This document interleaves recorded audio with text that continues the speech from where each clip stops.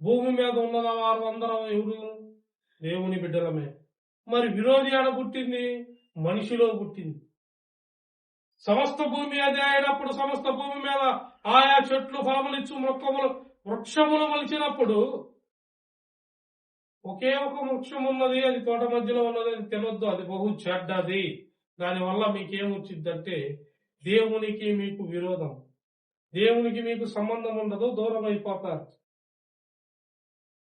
అని దేవుడు ఆది కాండంలో చెప్పనే చెప్పాడు. అయితే ఇక్కడ ఏమంటున్నాడు? ఏది సమస్త భూమి నాదే కదా, నేను చెప్పమన్నది నువ్వు ఇజ్రాయేలు దగ్గరికి వెళ్ళి చెప్పాలి, బలంగా చెప్పాలి. వాళ్ళు రాజులు ఉంటారు, అధిపతులు ఉంటారు, ఎవరుంటే నీకేమైంది చెప్పవలసిన మాట నువ్వు చెప్పవలసిందే.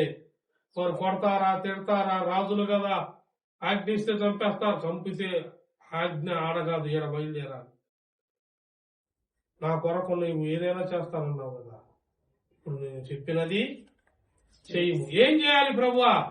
నలిగిపోతూ, నశించిపోతూ, కృంగిపోతూ, ఇరిగిపోతూ, యథార్థత తెలియని ఈ జనాంగమును నడిపించుటకు నా నోట వచ్చు మాట నీ నోటకు పలికిస్తున్నాను. ఆ మాటతో విడుదల వచ్చు కార్యములు జరిగించబడును. ఏ కార్యములు? విడుదల వచ్చు కార్యములు, అద్భుత కార్యములు. చూడండి, ఆ మాట ఉందా? 2వ దినవృత్తాంతాల గ్రంథము 2వ దినవృత్తాంతముల గ్రంథము 30వ అధ్యాయం. 2వ దినవృత్తాంతాల గ్రంథము 30వ అధ్యాయము.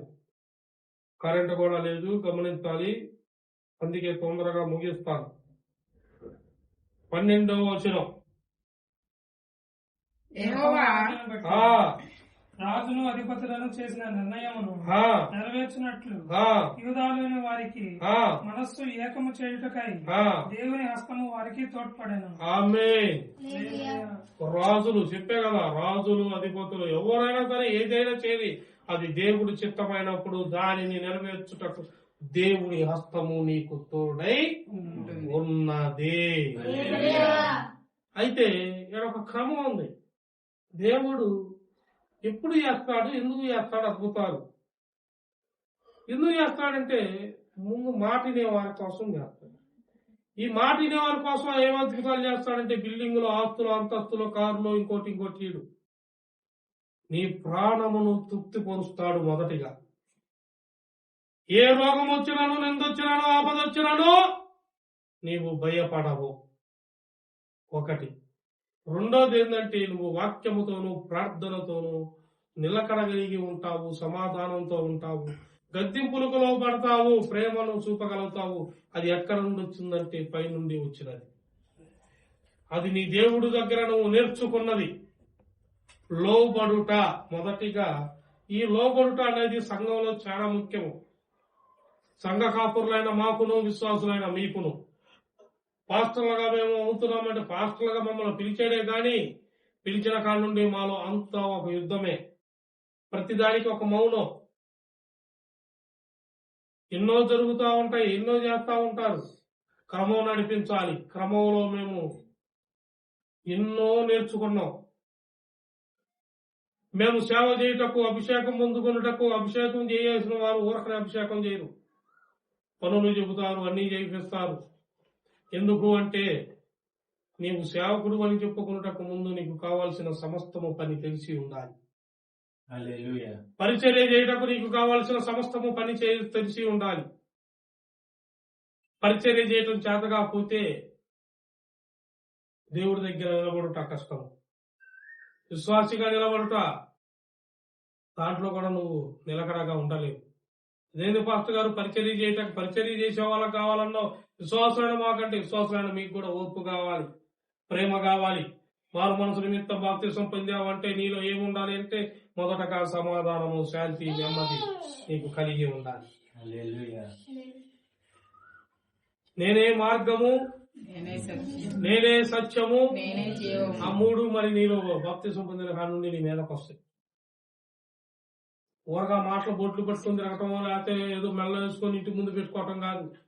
రక్షణ పొందిన కాడి నుండి, యేసును నమ్మిన కాడి నుండి, యేసే నిజమైన దేవుడిని నీ నోటితో పలికిన కాడి నుండి ఆ 3 మాటలు వాగ్దానముగా నీ మీదకు వస్తాయి. వచ్చినప్పుడు ఎలా ఉండాలి అంటే నీలో క్రమం మారిపోవాలి, లోబడాలి.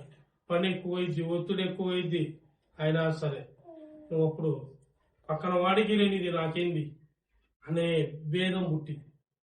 నువ్వు కరెంట్ లేదు, కరెంట్ రాకపోయినా వాక్యోపదేశం అవ్వడకు పోవాది ఎవరు? కరెంట్ ఉన్నను లేకపోయినాను జరిగించువాడు ఎవరు? పరిశుద్ధాత్మ దేవుడు. ఆజ్ఞ ఇచ్చింది ఎవరు? పైనుండి ఆజ్ఞ మొదలైంది. అక్కడ కావాల్సిన కృప దేవుడు మనకిచ్చునుగాక. కరెంటుతో పని లేదు, మనకు కావాల్సింది కృప. ఆ కృపే మనల్ని శాశ్వతంగా నడిపిస్తుంది. ఇప్పుడు కరెంట్ లేకపోయినా బాక్స్ అన్నా ఉందంటే బాక్స్ కూడా లేకుండా చేసాడు కెమెరామ్యాన్. తను నిత్యము సాయంత్రం పూట మందిరానికన్నా వస్తాడా? రాడు. వాళ్ళ నాన్నకన్నా చెబుతాడా? చెప్పడం. కనీసం నేనన్నా తగలాడుతున్నా. ఆయన ఒక ఫోన్ చేసి పాస్టర్ గారు ఆ బాక్స్ ఛార్జింగ్ పెట్టుకుని తగలండి అన్న మాకు చెబితే మేమన్నా పని చేసుకుందాం. అది ఇవ్వలేదు. లేక ఇవాళ స్వరము, కంఠస్వరము, నాగస్వరం అంటారే, నా నరాలు తెంపుకొని మాట్లాడాలి. అన్న అయ్యగారు ఇచ్చి పక్కన జరుపుకున్నారు, అందుకే కంటికి కనపడకూడదు. కానీ ఆకాశము కింద భూమి మొత్తం సమస్తము దేవుడిది. ఆయన చూచుచున్నవాడు ఎవరు? మధ్యలో మరి కరెంట్ లేదు కదా, నవ్వియాలి కదా, అందుకని మధ్యలో కొంచెం జోకులు చేసినారే. నవ్వుకోండి, లేదంటే ఎక్కదు హృదయంలో. ఇక్కడ ఏమనుంది? యెహోవాజ్ఞను బట్టి రాజును అధిపతులను చేసిన నిర్ణయమును నెరవేర్చున్నట్టు యూదా వారికి మనసు ఏకము చేయుటకు దేవుని హస్తము వారికి, దేవుని హస్తము తోడై ఉంటే ఏమంట? ఏ పనైనా జరిగింది, ఏ ఆజ్ఞ అయినా. ఒకటితో మనకు పని లేదు, మౌనంగా ఉండమని చెప్పా. ఇక్కడ అసలుగా సించుకొని అరుస్తున్నాం. ఒకటితో మనకి పని లేదు. పని జరిగించుటకు ఒకడొకడు పూనుకోవాలి. ఎందుకు పూనుకోవాలి? ఇది దేవుని మందిరం. దేవుని ఆజ్ఞ నీకు తోడై, మరి దేవుని ఆజ్ఞ, దేవుని హస్తము నీ దగ్గర తోడై ఉన్నప్పుడు ఒకరితో పని లేదే. ఎవడికి తోచిన పని వాడు, ఎవరికి ముందు పోయి వాళ్ళు, ఇది నీ ఇల్లు కాదు, నా ఇల్లు కాదు, దేవుని ఇల్లు. నా ఇల్లంతటిలో నమ్మకైన వాడు బలాదాసుడు మోషే. ఆ మోషే అనే పిలుపు దేవుడి నోటి నుండి వచ్చినది. మరి దాంట్లో నీవు నేను ఉన్నావా? ముందు ఇల్లంతటిలో నమ్మకంగా ఉంటే ఆజ్ఞలు బయలుదేరతాయి. ఆ ఆజ్ఞలు ఏంటంటే మనం నడిపించే ఆజ్ఞలు. ఆజ్ఞల్లో అద్భుతములు ఉన్నాయి, ఆశ్చర్య కార్యములు ఉన్నాయి, మహత్కార్యములు ఉన్నాయి. మనలను శ్రమల నుండి తప్పించు, నూతనపరచు కార్యం ఉంది. అలాగే దేవుని క్రమశిక్షణ ఉంది, గద్దింపులు ఉన్నాయి. చూపిస్తారు, తొందరగా చూడండి. ఇటుపోదు కీర్తనల గ్రంథం 78వ అధ్యాయం 15వ వచనం. అరణ్యములో ఆయన బండలు చీల్చి సముద్రమంతా సమృద్ధిగా వారికి నీరు త్రాగనిచ్చెను. 15 అరణ్యములో ఆయన బండలు చీల్చి సముద్రమంతా సమృద్ధిగా వారికి నీళ్లు త్రాగనిచ్చెను. బండలో నుండి హల్లెలూయా నదుల వలె నీళ్లు ప్రవహింపజేశాను. ఎందుకు చేశాడు? ఆయన నీకు ఇల్లు ఇస్తానన్నాడా? అబ్రహామును నీ కలిగినది తల్లిదండ్రులు సమస్తం వదిలిపెట్టి నేను చెప్పిన మార్గమునకు, ప్రాంతమునకు, ప్రదేశమునకు, స్థలమునకు వెళ్ళుము అన్నాడు. గాని నేను నీకు అక్కడ కోటను సిద్ధం చేసి తిని, నీకోసం ఒక దాసి జనాంగమును సిద్ధం చేసి తిని, ఈ భూమి మీద ఉన్న సకల జంతువులన్నీ నీ కింద దాసులుగా పనిచేయును. నీవు ఈ భూమి మీద ఎన్ని దినములు, ఎన్ని సంవత్సరములు గడుచునో అన్ని తరములకు తండ్రివి నువ్వు అవుదు అని ఏమన్నా ముందుగానే చెప్పాడా? ఫస్ట్ పిలిచినది నేను నీకు ఆజ్ఞాపించినట్టు నీకు కలిగిన వాటిని తల్లిదండ్రులను అందరినీ వదిలేసి నేను చెప్పిన కాడికి రా అన్నాడు. వెళ్ళిపోయాడు. ఏం తీసుకొని వెళ్ళాడు? గుడారమును. ఆయన చెప్పిన కాడల్లా గుడారము వేసేవాడు. ఏం వేసేవాడు? టెంట్లు వేసుకొని లేవు. మళ్ళీ ఇంకో ప్రాంతాలకు బా, గుడారం బిగేయటం, మళ్ళీ గుడారం వేయటమే. ఏంది ఒకసారి నిలకడగా ఉన్నాడు అని అబ్రహాం అడగల. మమ్మల్ని ఎప్పుడు నిలబెడతావు, ఎప్పుడు బలపరుస్తావు అని అబ్రహాం అడగల. అబ్రహాం ఒకటే కనుక్కున్నాడు, నాకు నిజమైన దేవుడు కావాలి, ఆయన స్వరము నేను వినాలన్నాడు. విన్నాడు, ఆయన కనుగొన్నాడు. ఇక ఒకటే నిర్ణయించుకున్నాడు, దేవుడు చెప్పిన చోటల్లా నేను పని చేయుతున్నాను, నా పని అని నిర్ణయించుకున్నాడు కాబట్టి ఆ శారాకి ఎన్ని సంవత్సరాలకు గర్భఫలం వచ్చినది? ఎన్ని అప్పటికి అబ్రహాం వయసు 149 కాదు, 2026లో వయసు చెప్పకండి. 40లో పెళ్లి చేసుకున్నారు, 45లో గర్భఫలం వచ్చినది. ఈ న్యూ జనరేషన్ కాదు, అప్పట్లోనే ఏమి తెలియని జనరేషన్ లోనే, ఏమి తెలియని కాలంలోనే శారాకి 80 సంవత్సరములు. అమ్మగారు గుడారము పక్కనే నవ్వుతుంది ఆ మాటకి. ఎందుకు? నీవు గర్భఫలము నీకు ఇచ్చేది, నువ్వు మరలా నేను వచ్చే వరకు నీవు సంతానముతో ఉండు అనగానే ఈ మాట అబ్రహాముకి దేవుడు చెబుతుంటే శారా గారు ఏం చేస్తున్నారు? దేవునికి స్తోత్రం కలుగునగాక. ఎందుకు? ఆమె గారికి భూమి వయసు వచ్చిందని. ఆమె పెనిమిటికి ఏ వయసు వచ్చింది? ముసలితనం వచ్చినది. ఇప్పుడు ఇయాల సంతానం ఇయాల మమ్మల్ని బహు ఏలనా చేయిస్తున్నారు అన్నట్టు నవ్వింది. తెంగర మొహం, దేవుని స్తోత్రం. నిన్ను కదమ్మా, దేవుడిని అంటలా, వాళ్ళు ఎవరో ఉండుంటారులే, వాళ్ళని అంటున్నాడు. ఓకేనా? దేవునికి మహిమ కలుగును కాక. ఎన్ని సంవత్సరాలు అయితే ఏమిటి, నేను గర్భఫలం గురించి కాదు చెబుతుంది. ఇక్కడ ఏమని ఉన్నది? అరణ్యములో ఆయన బండను చీల్చి సముద్రమంతా సమృద్ధిగా వాళ్ళకి నీళ్లు, సముద్రం అంత సమృద్ధి అంట. సముద్రం అంత సమృద్ధి అంటే నీ వయసు ఎంత ఉండాలా?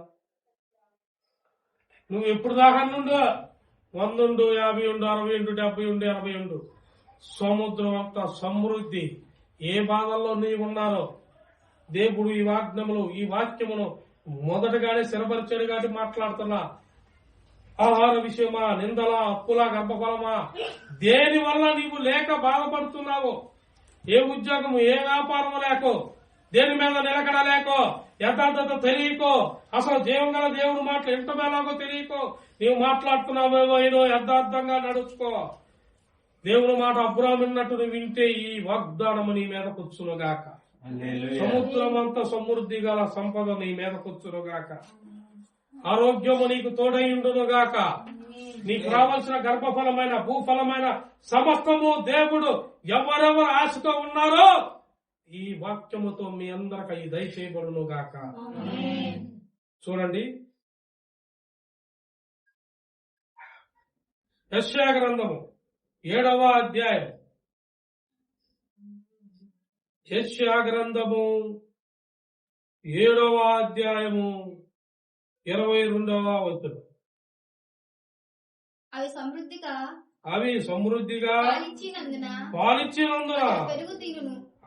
ఏంటంటాడంట? అతడు పెరుగు తినును. ఏలైనగా ఈ దేశములో విడవబడిన వారందరూ ఏంది అంటారు? ఎవరు ఇల్లు? ఎవరెవరు తేనెలు ఎక్కువ తాగుతారు? ఎవరెవరు పెరుగు ఎక్కువ తింటారు? భయపడబాకంటే, పెరుగు తింటే ఏం కాదులే. మళ్ళీ దెబ్బతో దేవుని స్తోత్రం కలుగునగాక. ఇక్కడ పోల్చి చెప్పాడు. యోహాను అడవిలో బోధించువాడు. అడవిలో యోహాను ఏమి ఆహారం ఆయనది? మిడతలు. అడవి తేనె పట్టు తాగేవాడు, మిడతలను స్వీకరించేవాడు. ఇక్కడ పెరుగును తేనె పలిచాడు మళ్ళా. అయితే ఈ విడవబడు వారికి, అంటే వీరు శ్రేష్టమైన ఆహారం మీకు ఉండదు. విడవబడే వారికి మాంసం దొరికింది. ఇప్పుడు ఆల్రెడీ శ్రమలు వచ్చినాయి, మొదలైనవి. ఇంకుండే కొద్దీ ఏమవుతాయో తెలియదు, ఏం మిగిలిద్దో తెలీదు, ఏం దక్కిద్దో కూడా. అసలు క్రైస్తవం అంటే మరీ ఘోరంగా చులకనగా మాట్లాడేవాడు ఉన్నాడు. ఒకడు ఆ కొటేషన్, ఒకడు ఈ రేషన్, ఒకడు ఇంకోటి, అంతా రద్దు అంటున్నాడు. మరి ఎడవబడేవాడు ఏమి తిందుడు? ఇందులో ఉన్నది నీకేం దొరకదు. కంగారు పడబాకు. తేనె పెరిగిందంటే అర్థం నీకు చెబుతాను. తేనె పెరిగంటే డబ్బాలు తెచ్చుకుని ఇంట్లో పెట్టుకునేది. ఎట్ట ఎడవబడేవాళ్ళు మేమే అనుకునేవాళ్ళు. మనమైతే వినవడం, మనం ఎత్తబడు వారము. ఆమె మనము ఎత్తబడు వారు వినవబడు వారు పేరుకొను తేనె వారికి ఎంత చిలికినను ఏమొచ్చింది? పెరుగు బాగా చిలికాను ఇంకేమొచ్చింది? మజ్జిగ అవుతాయి. మజ్జిగ రాదు, మజ్జిగ అవుతాయి. కానీ ఈ మజ్జిగలో నుండి ఒకటి వచ్చింది. నువ్వు పెరుగు తిన్నావు, తేనె తాగావా, ఏమి తిన్నావా కాదురా అయ్యా. బిర్యానీ తిను, కొట్టం తిను, అదేంటి అంటారు కదా పెద్ద బకి ఇంతలావు. అడుగు పక్కనే చెప్పాడు. ఇంతలావు ప్లేట్లు వేస్తున్నారు కదా, అన్ని తినే. అసలు నిన్ను చిలికితే రావాల్సిన వాక్యము నీలో నుండి వచ్చుచున్నదా? ప్రార్థన నీలో ఉన్నదా? దేవుడి యందు ఆశ నీలో ఉన్నదా? ఏమి లేకుండా ఏం పెరుగు తినినావు, ఏమి తేనె తాగిన ఉపయోగము? పిల్లలకి నోలికి మంది, నాలుగు మంది అయితే చిన్నప్పుడు ఏం దాపమంటారు? తేనె ఎప్పుడెప్పుడు దాపాలా? చిన్నప్పుడు ఎవరు దాపుతారు? తేనె ఎప్పుడు దాపుతారు? తల్లి పాలు లేనప్పుడు. ఇప్పుడు ఇప్పుడు దాపుతారు? ఎవరు తెలియదా? మరేం మాట్లాడుతున్నాను నేను అంటుంది అదే కదా. నాలిక మందగించడం అంటే అదే. ఇప్పుడు పెద్ద మీళ్ళల్లో అందరికి నాలుగు తిరుగుతుందా? నేను వాక్యం ఇప్పుడు సిద్ధపాటు కలిగి ఉన్నది. ఆ వాక్యము మీకు చూపించేదను చదువు వారు ఖచ్చితంగా చదవాలి.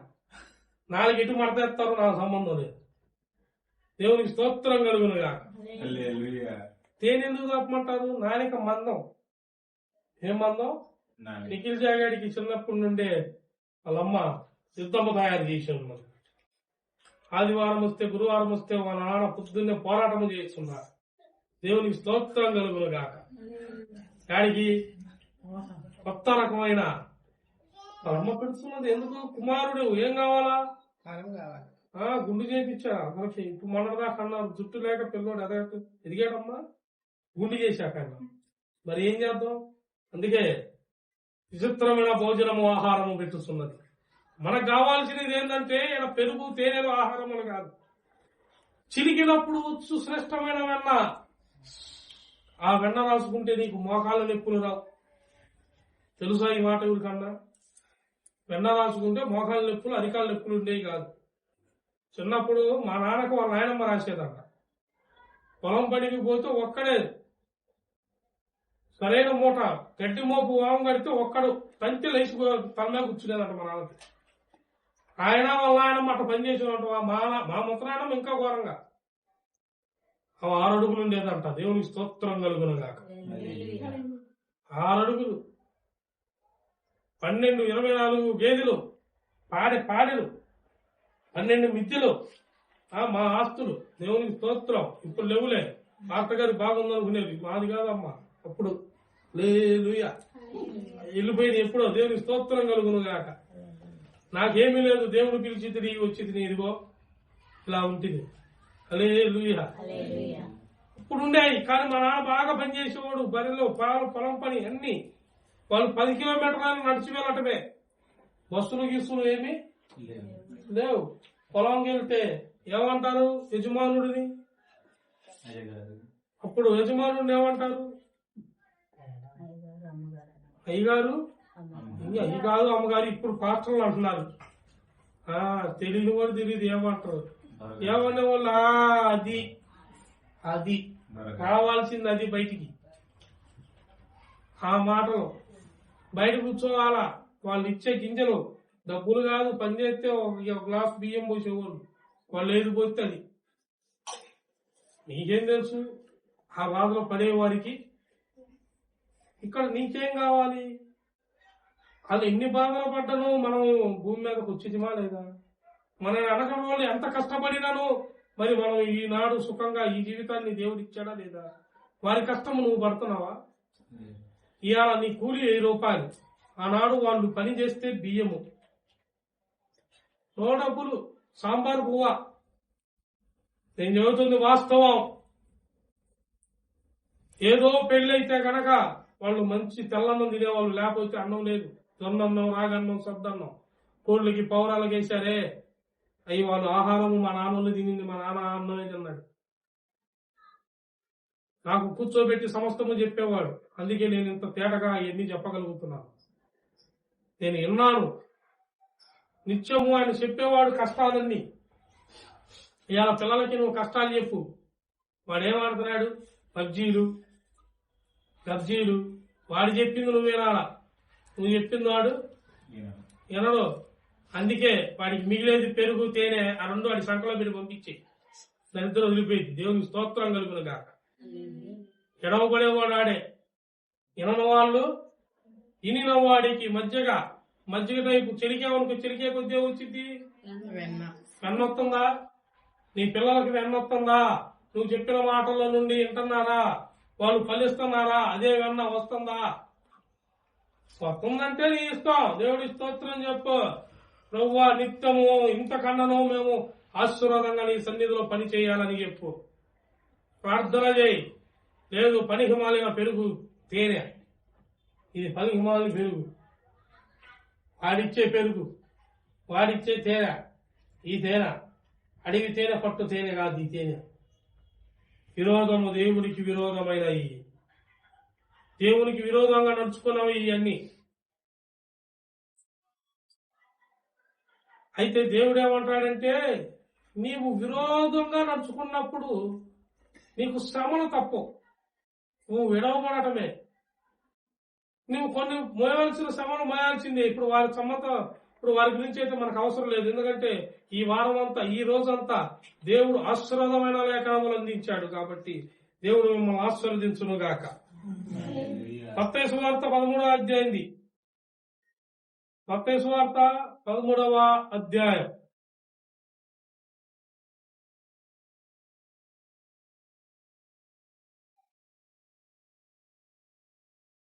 12వ వచనం.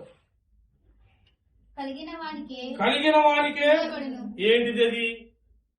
కలిగిన వానికి ఎవరిని కలిగి ఉన్నావు? డబ్బు కలిగి ఉన్న వాడికి డబ్బు కలిగి ఉన్న వాడికి డబ్బు, పని కలిగిన వాడికి పని, వస్త్రం కలిగిన వాడికి వస్త్రం, ఇల్లు కలిగిన వాళ్ళు ఇంటి మీద ఆశ. ఇట్లా దేని మీద కలిగి ఉన్నావో దాని మీద ఆశపడి ఉంటారు. కానీ ఈయన కలిగిన వానికి ఇయ్యబడును, వానికి ఏమి దొరుకును? సమృద్ధి కలుగును. లేని వానికి హల్లెలూయా. ఈయన సమృద్ధి అనగా మనకు సమృద్ధి అనే మాట ఎవరి కాడి నుండి వచ్చిందండి? ఎక్కడి నుండి మనకు ఆ సమృద్ధి దయచేయబడును? పై రాజ్యము నుండి. కింద వెతుకు వాటి కంటే పైన వెతుకువాడు శ్రేష్ఠుడు. నువ్వు కింద కోసం వెతకబాకు, నీ కోసం పైన ఒక సమృద్ధి, ఒక రాజ్యము, పరలోక పట్టణము సిద్ధం కలిగి ఉన్నది. నువ్వు పై వాటి కొరకు వెతుకు. పై వాటి కొరకు వెతకడం అంటే మరి కింద ఉన్నప్పుడు ఏం చేయాలి? కింద ఉన్నప్పుడు వెతకమంటున్నాడు. ఏ వెతకాలా? నీకు కలిగినది వెతుకు. నీకు కలిగింది యేసు నామము. ఆ నామమున సమృద్ధి దయచేయబడును. ఆ నామమున సమాధానం వచ్చును. ఆ నామమున నీవు అడిగినది సమస్తము నీకు వృద్ధి కలిగించబడును. అయితే కలగన వానికి కలిగినది కూడా తీసేస్తాడంట. ఎట్ట పాస్టర్ గారు ఎట్ట తెస్తారు? తెస్తాడు. కష్టపడు వాడికి సుఖం వచ్చింది.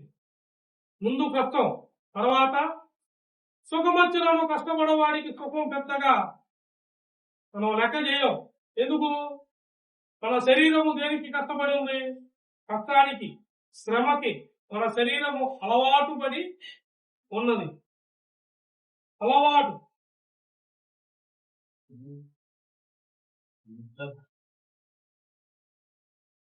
మన శరీరము దేనికి అలవాటు పడి ఉంది? కష్టానికి, శ్రమ. ఎండకైనాను దేనికైనాను మనము అసలుకి పెద్దగా దేనికైనా సరే మనం పెద్దగా లెక్క చేయం. ఎందుకు? ఆల్రెడీ మన శరీరము కష్టపడే ఉన్నది. మన ప్రాంతం ఏమంటాం? గుంటూరు ప్రాంతం అంతా ఏమంటాం? గుంటూరు అంటే ఏంది? మిర్చి అంటే ఘాటు. ఒక 10 కిలోలు మిరపకాయలు తొడియాలు తెస్తారు కదా. అన్నమంటే తొడియాలు తెస్తున్నాం ఎప్పుడు కూడా. తొడియాలు తింటే ఒక 10 కిలోలు కానీ 20 కిలోలు కానీ కూర్చున్న వారి సీట్ల కింద ఏ సీట్కి అనుకో ఇలా పరిస్థితి ఏమిటి? కూర్చోగలుగుతారు వీళ్ళు? కింద మిరపకాయలు కోసాము అనుకో, నీ పరిస్థితి ఏంటి? కాలుగా కీళ్ళు నొప్పులు అంటున్నాను, కరెంట్ లేకపోతే. మిరపకాయలు పోతే పైన ఏసీ పెడతా, కింద మిరపకాయలు పోతా, కూర్చుంటావా? నువ్వు అడిగిన ఏసీ చల్లదనం ఉన్నది కదా, శ్రేష్టమైంది కదా, నీకు ఉన్నది కదా, కూర్చోటాకేమి? ఏమేనంటే అసలు నేను ఒకటి లేదు, ఏమీ లేదు. తప్పుకున్నటప్పుడు నీ శరీరము, నీ హృదయము, హృదయ శుద్ధి నీలో కలిగిన వారికి సమృద్ధిగా వారికి దయచేయబడును. కలిగిన వాడు ఏమి కలిగి ఉన్నావు? దేవుడి కొరకు ఎంతైనా ఏ పనైనా జరిగించకు నువ్వు సిద్ధ కలిగి ఉన్నావు. సిద్ధపడిన వాడికి ఇయ్యాల తక్కువ, కొంచెమే ఉన్నది, కానీ తుదకు నీవు మహావృద్ధి కలిగి జయించబడుతావు. ఆమేన్. మహావృద్ధి కలిగించబడుతావు. ఈనాడు కొంచెమే, బాధే పడకు. శ్రమ పడుతున్నావా? బాధపడబాకు. నిందలా లెక్క చేయబాకు. అస్సలు బాధపడబాకు. ఇప్పుడు గుర్తుపెట్టుకోండి, బాప్తిసం తీసుకున్నాక, యేసు ప్రభువుని నమ్ముకున్నాక నిందలు అవమానాలు రావటం లేదనుకో, నీకు దేవుడికి ఉపయోగపడట్లేదని అర్థం. ఏదో నీకు ఇస్తున్నాడు, అందరిలాగే దొరుకుతుంది, తింటున్నావు, హ్యాపీగా ఉంటున్నావు, అంతేగాని దేవుడు ఎదగటం లేదు. నీకు శ్రమ లేదు, కష్టం తెలియదు. సామెతల గ్రంథంలో మాట ఉంది, చూడు చెబుతా. సామెతల గ్రంథము 10వ అధ్యాయము, సామెతల గ్రంథం సామెతల గ్రంథము 10వ అధ్యాయము. మా ఆపరేటర్ అడిగాడు ఎందుకో, వాడు చెప్పింది ఏంటి, నేను పోయింది మళ్ళీ ఎన్ని ఆపేస్తాడు. దేవుని స్తోత్రం. సామెతల గ్రంథము 10వ అధ్యాయము 4వ వచనం. బద్ధకముగా పని చేయవాడు ఏం పని చేయవాడు? బద్ధకం అంటే ఏంటి? నేను ఒకటి చూస్తానండి, రాత్రి 3ంటికి, తెలంగాణ 3:30 నేను ఫోన్ చేశాను నిద్రాయనికి. ఏం నిద్రాయన, రాత్రి పడుకున్నావా బెందలాడి చర్చి ఉండగా? లేదన్నా, చర్చిలో పాటలు వింటా. మరి నేను అర్థం చేసి నిద్రపోయేవాడు ఎక్కడ?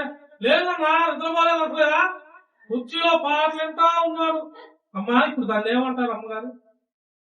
అన్నమణి గారు మీరే చెప్పండి, కొంచెం దేవుడి స్తోత్రం కలుగును గాక. నాకు మైండ్ ఇప్పుడు ఒక్కోసారి ఇప్పుడు అక్కడ పరిస్థితి కన్నా తల్లికి తెలుసు.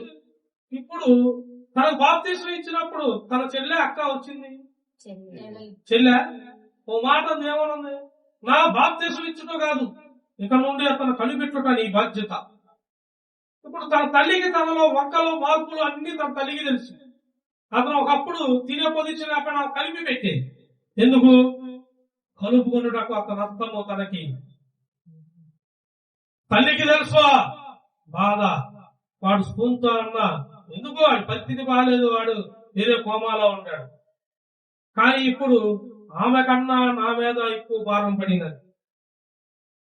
నువ్వు నిద్రపోతివా అంటే అతను నాకేం చెబుతున్నాడు? నిద్ర బాగాలేదు, పాటలు పెట్టి తిని కొనుక్కు జారింది. అదేంటిది మరి నిద్ర కదా?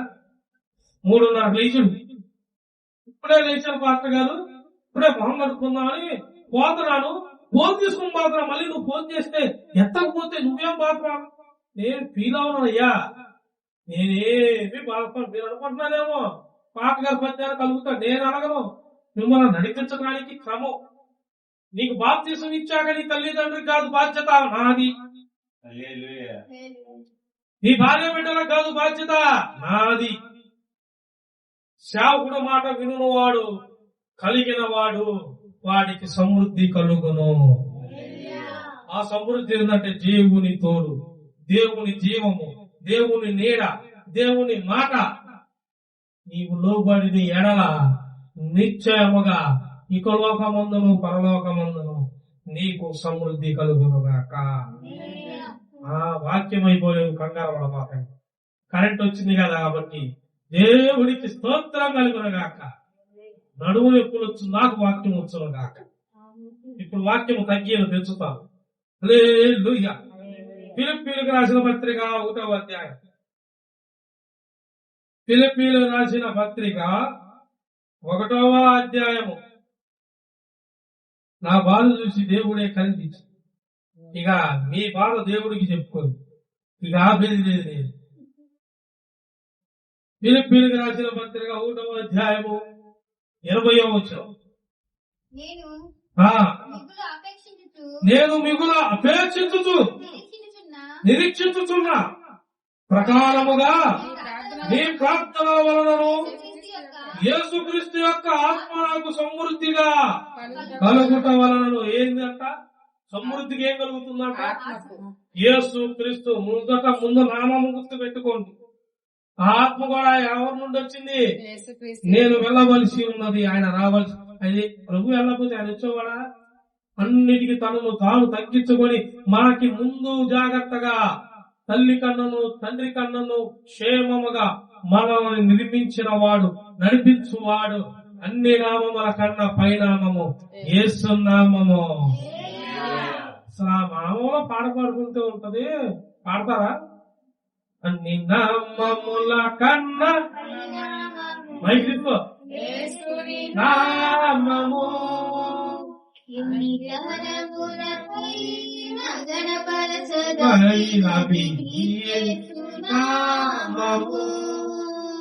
ఎన్ని నామముల కన్నా పైనామము యేసుని నామము. ఎన్ని తరములకైన ఘనమైన నామము యేసు నామము. యేసు నామము జయం జయము సాతాను శక్తులు జయం జయము. యేసు నామము జయం జయము సాతాను శక్తులు లయం లయము. హల్లెలూయా హోసన్నా హల్లెలూయా హల్లెలూయా ఆమేన్. హల్లెలూయా హోసన్నా హల్లెలూయా హల్లెలూయా ఆమేన్. దేవునికి స్తోత్రం కలుగునుగాక. జీవం రావాలి. అన్నిటిలోనూ నీకు కలిగిన సమృద్ధి అంటే అదే. నీకు కలిగినది నీకు ఇవ్వబడును. ఆ కలిగిన సమృద్ధి ఏంటంటే యేసు నామము. ఆ యేసు నామము దేనికి అని ఇతరులు అడిగినప్పుడు నువ్వు చెప్పాలి. దేనికి అంటే లేమిలో కూడా మమ్మల్ని నడిపిస్తున్నది, అంధకార చీకటలను మమ్మల్ని నడిపించుతున్నది. ఎండిపోయిన ఎడారిలో పండును కొట్టగా జలము జీవ జలము ఊట మాకు సమృద్ధిగా దయచేయబడినది. మాకు బాధ లేదు, భీతి లేదు, భయము లేదు, చింత లేదు. ఇది కూడా పాట ఉంది కదా. సండే స్కూల్ పిల్లలకు బాగా వచ్చి ఈ పాట గుర్తుందారా? పాడు. నాకు బాధ లేదు, భయము లేదు, లేదు, యేసు ఉన్నాడు, నాకు యేసు ఉన్నాడు, పడాలా? నాకు యేసు ఉన్నాడు. హల్లెలూయా. నాకు బాధ లేదు, చింత లేదు, భీతి లేదు, భయము మరి ఏమి లేదు. ఏమి లేకపోతే ఏమి లేకుండా ఎట్టున్నావు? ఎందుకు ఉండాలి? వాళ్ళు కలిగిన వాడు ఒకడు ఉన్నాడు. ఆయన అరచేతిలో సమస్తము కలిగి ఉన్నాడు. ఆయన అరచేతులు దాటిపోయేది ఏమీ. కాబట్టి మాకు ఏది వచ్చినారో ఆయన దగ్గర మేము నిత్యము శాశ్వతము కృపను పొందుకుంటేవి. కాబట్టి మాకు ఏ భయమును లేదు. ఆయన గుప్పెడలో నుండి ఇసుక కూడా జాడదు. ఇసుక నువ్వు ఇసుక నువ్వు పట్టుకుంటే ఉండిద్దా? ఆయన ఇసుక కూడా జాడదు. దుప్పట్లో కట్టినట్టు, మూట కట్టినట్టు జల ప్రళయము, సముద్రము నీరును మూట కట్టువాడు ఆయన. ఎవరి కోసం? నీ కోసము, నీ కోసము, నీ కోసం. మనందరి కోసము ఏదైనా చేయగల దేవుడు. నీవు సర్వశక్తి గల దేవుడు చెంతకొచ్చావు. అందుకు ఆయన ఏమైనాను చూపిస్తాడు. చూడు 71వ కీర్తన 19వ వచనం. అదే 10 నిమిషాలు ఉంది మనం ముగించుకునే టైం. వాక్యం కూడా అయిపోయింది. మీకు బాగుంది టైం. కీర్తన గ్రంథము 71వ కీర్తన 19వ వచనం. దేవా మహాకాశమంతా ఆ, ఉన్నతమైనది. ఆ, గొప్ప కార్యములు చేసిన దేవా, ఆ. నీతో సాటి అయిన దేవా నీ నీతి మహా మహాకాశమంత ఉన్నతమైనది. ఆకాశము మహాకాశము ఒక్క ఆకాశం కాదు. ఆకాశం అంటే నువ్వు కన్నులెత్తు చూడగా కనబడుదంతయు ఆకాశము. మహాకాశం అంటే ఆకాశము పైన ఉన్నది మహాకాశము. ఈ ఆకాశము కాదు, పై ఆకాశము మొత్తం కలిపినాను. ఆయన కృప, ఆయన నీతి, ఆయన యథార్థత, మన పట్ల ఆయన చూపు ప్రేమ, జాలి పొలవాడు ఆయన మన పక్షమున. భక్తుడు దేవదాసయ్య గారు, ముంగమూరి దేవదాసయ్య గారు పాట పాడేది కదా, దైవ సంస్తుతి చేయవే మనసా శ్రీమంతుడగుయే ఓవ సంస్తుతి చేయవే మనసా సంస్కృతి చేయువాన జీవమా దేవుని దేవ సంస్తుతి చేయువాన జీవమా దేవుని పావనామము స్తుతించుమా నా యంతరంగము లోకమించు లోకమాస్తమా కొడుకులపై తండ్రి జాలి పడు విధముగా భక్తి పరుల. అది మనకు కావాల్సింది, అది కావాలి మనకు. ఆ పాట కోసం పాట ఇచ్చారు, మీరు దాన్ని కంటిన్యూ చేస్తున్నారు. మనం ముందు ఈ వాక్యానికి తగ్గ పాట ఏడుంది. కొడుకులపై తండ్రి జాలి పడినట్టు భక్తి పరుల ఎడల ఆయన జాలి పడును కదా. భక్తులు నేర్చుకున్నారు, భక్తులు నడిచారు. ముంగమూరి దేవదాసయ్య గారు పాడిన పాట, భక్తుడు పాడిన పాట, ఆ భక్తుడు ప్రార్థన, ఆ భక్తుడు చేసిన ప్రార్థన, ఆయన నేర్చుకున్న సహవాసము, ఆయనలాగే అందరూ నేర్చుకున్నారు. సేవకులందరూ అంతే, ఒకళ్ళని కాదు. బోల్డ్ పాటలు, బోల్డ్ పాటలు రాశారు సేవకులందరూ. ఒక రోజు అటు, ఒక రోజు ఇటు, కానీ దేవుడు చిత్తము ప్రణాళిక సేవకులందరి మీద నెరవేర్చబడును గాక. ప్రతి ఒక్కరు జీవజలముల ఓటుతో నింపబడుదురు గాక. ప్రతి సేవకునికి, సంఘానికి, విశ్వాసికి, పరిచర్యకి సమృద్ధిగా దేవుని ఆత్మ కృపను పొందురు గాక. ఆమేన్. దీపక్ బాబుకి దేవదాసయ్య గారి పేరు ఏంటి?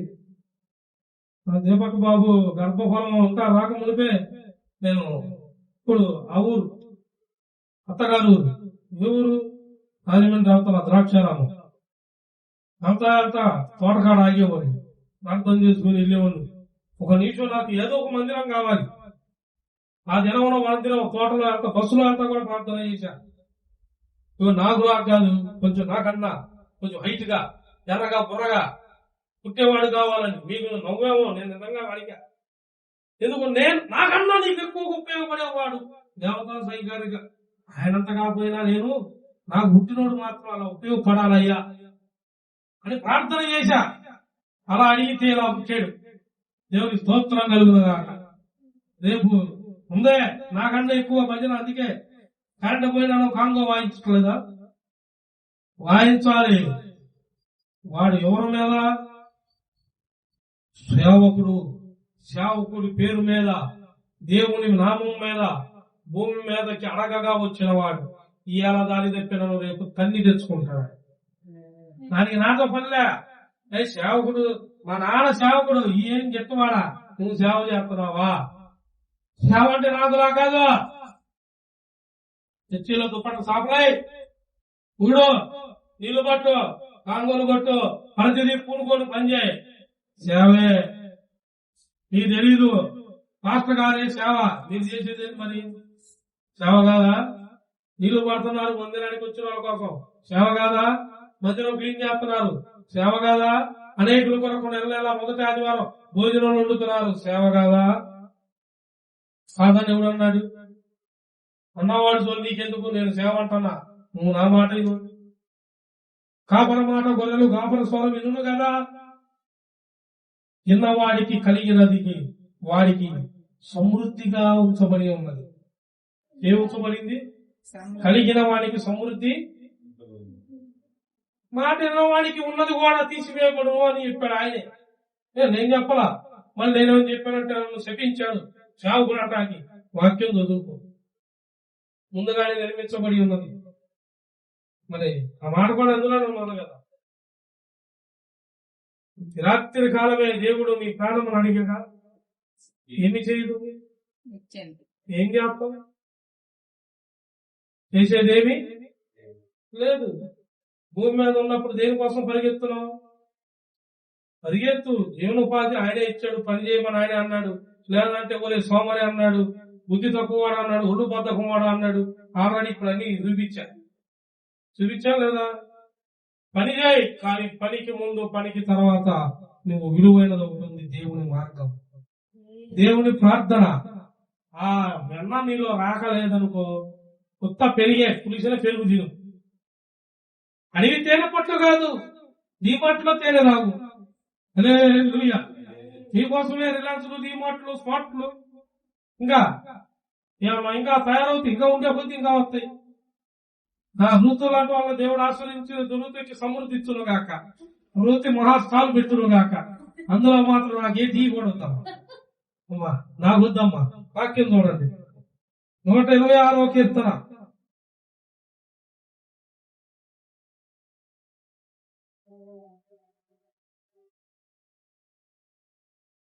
నూట 26వ కీర్తన 2-3 వచనాలు చూడండి ఒకసారి.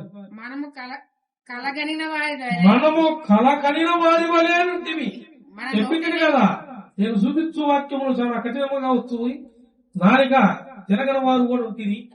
ముందుగానే చెప్పింది, దేవుడు నాకు ఆల్రెడీ ఇవన్నీ నేను రాసుకుంటా. ఇప్పుడు మీరు అనుకుంటారు పాత్ర గారు సాయంత్రం ఎక్కడ తిరుగుతుంటే, పగలు అక్కడ నిద్రపోతుంటే. నీ మొహం నిద్రలో కూడా వాక్యం ఇచ్చుతుంటుంది. నాకు అవి రాస్తా ఉంటా నేను, అవి అందరికీ కనబడు. చదవండి.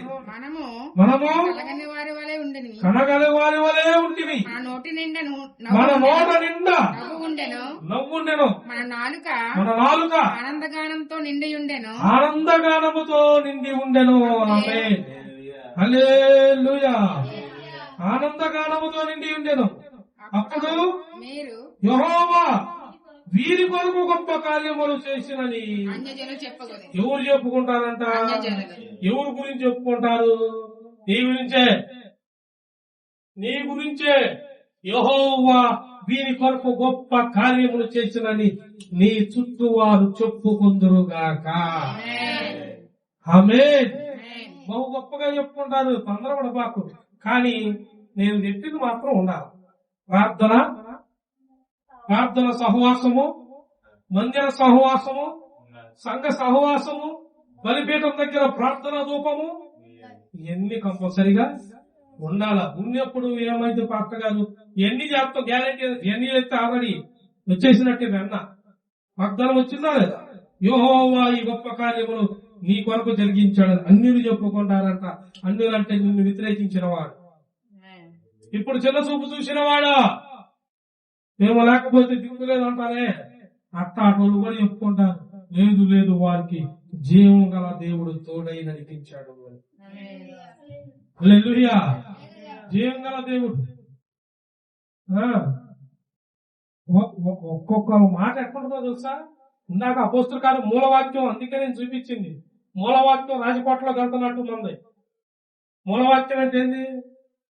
ముందు కోటలోకి వెళ్ళాలంటే ముందు మెయిన్ ఏం వెళ్ళాలి? ఆ ద్వారం ఉందా లేదా? ఆ ద్వారం నుండి వెళ్ళేటప్పుడు ఎలా వెళ్తావు?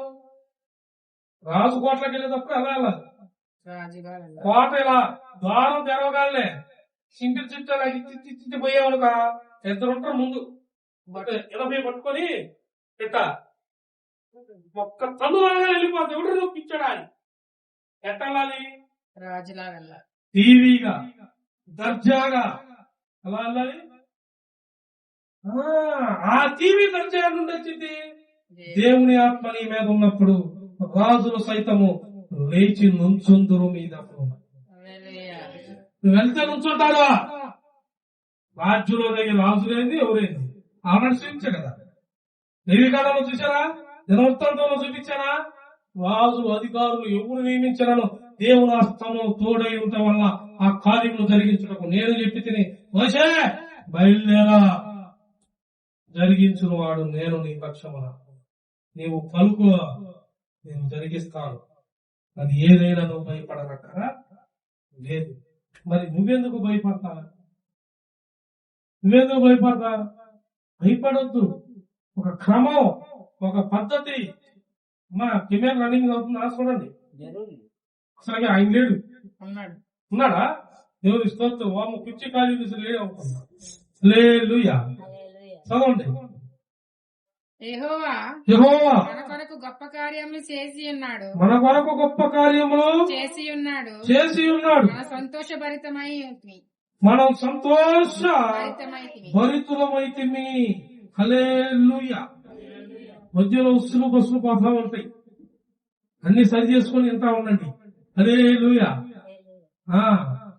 ఎందుకంటే అందుకే మరి దేవుడు చెప్పింది, పెరుగులు ఎడవబడిన పెరుగు, ఎడవబడిన తేనె మనకు అక్కరా లేదు. మనం శ్రేష్టమైనది మన అదే ఎట్టి పెరుగు అంటారు సార్. ఆ పెరుగును చిరికినప్పుడు ఏమైంది? వెన్న. ఇప్పుడు భర్తలందరూ ఇంటికి పోయి వెన్నెలు కిందాక మీ భార్యలకు చెప్పాలి, వెన్న రావాలి, నెయ్యి కొనక్కరా అంటే ముట్టినాక ఏంటి ఇచ్చేసిద్దే. వెన్న చిలుకుము నెయ్యి చేయుము. దేవుని స్తోత్రం. ఏంటంటే పని ప్రార్థన. ఏ వెన్న? నిజంగా పెరుగు కాదు, వెన్న. కార్యం జరగట్లా, నేను చేస్తున్నాను, ఇంట్లో చేస్తున్నావా లేదా? ప్రార్థన. వెన్న తిరిగినట్టు రావా, వెన్న రావా? మజ్జిగ తిరిగితే నీలో నుండి ఇప్పుడు ప్రతి ఇంటిలో నుండి, ప్రతి ప్రాంతంలో నుండి, ప్రతి గ్రామంలో నుండి, ప్రతి వీధిలో నుండి, ప్రతి పట్టణంలో నుండి, ప్రతి గుమ్మంలో నుండి దేవుని ఆరాధన బయలుదేరును గాక.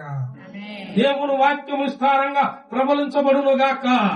బహు గొప్ప జన సమూహంగా యేసు బిడ్డలు మారిపోదురు గాక. ఇన్ని గొడవలైనను లక్ష్యపెట్టబాకండి. నాయకులు కాదు మనం, మన నాయకుడు ఒక్కడే, ఆయన పేరు నజరేయుడగు యేసు.